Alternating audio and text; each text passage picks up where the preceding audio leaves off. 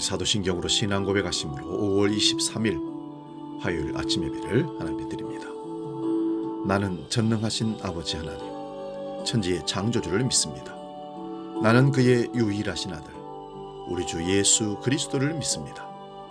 그는 성령으로 잉태되어 동정녀 마리아에게서 나시고 본디오 빌라도에게 고난을 받아 십자가에 못 박혀 죽으시고 장사된 지 사흘 만에 죽은 자 가운데서 다시 살아나셨으며 하늘에 오르시어 전능하신 아버지 하나님 우편에 앉아 계시다가 거기로부터 살아있는 자와 죽은 자를 심판하러 오십니다. 나는 성령을 믿으며 거룩한 공교회와 성도의 교제와 죄를 용서받는 것과 몸의 부활과 영생을 믿습니다. 아멘.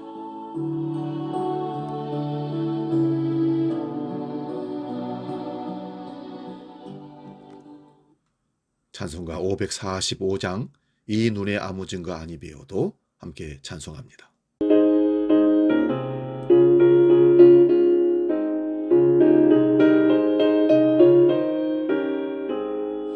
이 눈에 아무 증거 아니 되어도 믿음만을 가지고 선을 걸으면 이 귀에 아무 소리 아니 들려도 하나님의 약속 위에 서리라. 걸어가세 믿음 위에 서서 나가세 나가세 의심 버리고 믿음 위에 서서 은과 위에 아무 증거 없어도 이 눈이 보기에는 어떠하든지 이미 얻은 증거대로를 믿으며 이 맘에 의심 없이 살아갈 때에 우리 소원 주 안에서 이루리. 걸어가세 믿음 위에 서서 나가세 나가세 의심 버리고 걸어가세 믿음 위에 서서 능력 위에 아무 증거 없어도.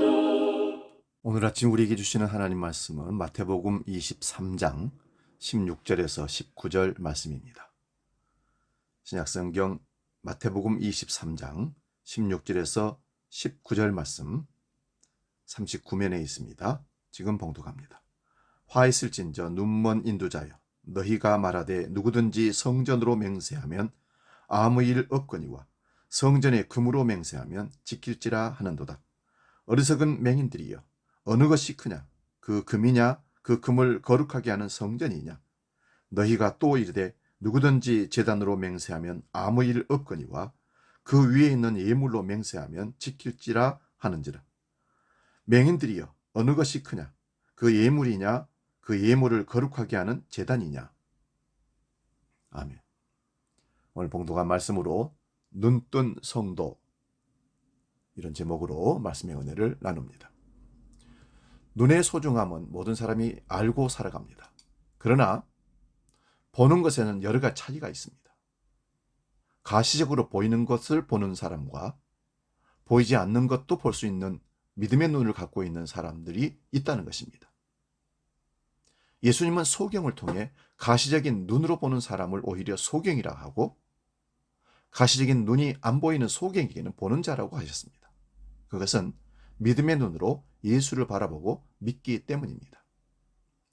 오늘 본문의 시작에서는 화 있을진저, 화를 선포하며 예수님께서 진노하는 모습으로 말씀을 전하고 계십니다. 여기 단순한 화가 아니라 그 자리에서 돌이키라는 애틋한 호소입니다. 예수님의 분노에는 항상 사랑이 담겨 있습니다. 16절에서 예수님께서 진노하는 대상은 소경된 인도자입니다. 다시 말하면 지도자가 되어서 사람들을 이끌어가는 인도자인데 정작 그가 보지 못한다는 것입니다. 소경이란 눈먼 자가 아니라 영적 세계를 보지 못하는 자를 여기서 소경이라고 말하는 것입니다. 당시 대표적인 영적 소경은 사두개인들이었습니다. 사두개인은 유대 종교 지도자였으나 부활을 믿지 않았습니다. 부활을 믿지 않은 이들은 모든 것을 세상의 기준으로 바라보기 시작합니다. 성전보다 성전의 금을 더 크게 보고 제단보다 제단 위의 예물을 더 귀중하게 여겨봅니다. 성전 안에는 금이 참 많았습니다. 언약궤, 등대 등등 성전의 여러 기구들은 모두 금으로 만들어졌습니다. 그러나 그 금이 거룩한 건 성전 안에 하나님을 위한 기물로 만들어졌기 때문에 거룩한 금이 되는 겁니다. 하지만 영적 소경은 성전 안의 금도 세상의 금과 같이 대했다는 사실입니다. 제단 위의 예물도 그렇습니다. 제단 위에서 하나님께 드려질 때 소나 양은 거룩한 제물이 됩니다. 그러나 영적 소경은 제단보다 제물을 더 귀중하게 봤다는 것입니다. 왜냐하면 소나 양이 제단보다 더 재산 가치가 높았기 때문이라고 생각했기 때문입니다. 금보다 성전이 더 크다는 것을 보지 못하고 예물보다 제단이 더 귀한 것을 보지 못하는 자들, 이들이 영적인 소경입니다. 이런 사람들이 인도자가 되어서 백성을 인도하는 것에 예수님께서는 진노하셨습니다. 오늘날 상황도 이와 같지 않겠는가 생각해 봅니다. 영적 소경이 인도자가 되어 이끄는 성도는 성전이 아니라 금을 쫓게 만듭니다. 그래서 복음이 아닌 가짜 복음을 복음으로 둔갑시킵니다. 금전 만능주의, 성공 제일주의, 축복신학, 번영신학, 거짓 가르침을 계속 가르치면서 따르게 합니다. 따라서 성도는 눈을 뜨고 영적 인도자가 소경인지 아닌지를 점검하셔야 합니다. 하나님의 진노는 교회 지도자뿐만 아니라 모든 성도에게 주신 경고입니다. 그렇다면 성도들이 봐야 할 성전과 제단은 무엇을 의미할까요? 성전은 바로 예수 그리스도를 가리킵니다. 따라서 눈뜬 사람은 예수님을 통해 얻는 금보다 예수님을 바라보게 됩니다. 예수 믿고 얼마나 부자 됐는지를 따지지 않고 예수님 자체를 바라봅니다. 또 성도에게 복을 주는 예수님께 감사하고 찬양을 하게 됩니다. 사도행전 3장에 보면 베드로는 눈뜬 인도자의 대표적인 사례로 우리에게 보여집니다. 그는 성전 미문에 앉아서 구걸하는 안진뱅이에게 은과 금은 내게 없거니와 내게 있는 것으로 내게 주노니 곧 나사렛 예수 그리스도의 이름으로 걸으라고 사도행전 3장 6절에 선포했습니다. 그러자 그 안진뱅이는 일어나서 성전에 들어가며 걸으며 하나님을 찬미했다고 말씀합니다. 눈뜬 인도자는 성도를 눈뜨게 합니다. 안진뱅이는 예수 이름으로 얼마든지 성전에 들어가 하나님을 찬미할 수 있다는 것을 믿고 뛰어 들어갑니다. 성전에 바칠 금은 없어도 예수의 이름이 있으면 지금 하나님을 만나 감사하고 찬양할 수 있습니다. 이것이 눈뜬 성도의 자세입니다. 사랑하는 여러분, 무엇으로 하나님 앞에 나아가 예비하십니까? 금입니까? 은입니까? 재물입니까? 하나님께서 주신 예수 그리스도의 이름입니까? 우리는 하나님께 최고의 예물을 드리려고 하지만 현실은 녹록하지 않습니다. 성공보다 실패가 많고 기쁨보다 고통이 많습니다. 그러다 보니 하나님께 드릴 예물이 없다고 생각합니다. 그러나 어떤 예물이든 제단인 예수님의 십자가 위에 드릴 때 하나님께서는 실패나 고통마저도 귀한 예물로 받아주십니다. 또한 영적 인도자는 눈을 떠야 합니다. 그래야 성도를 눈뜨게 할 수 있습니다. 눈뜬 성도는 하나님께 예물을 드릴 수 있는 자리가 예수님의 십자가임을 알아차립니다.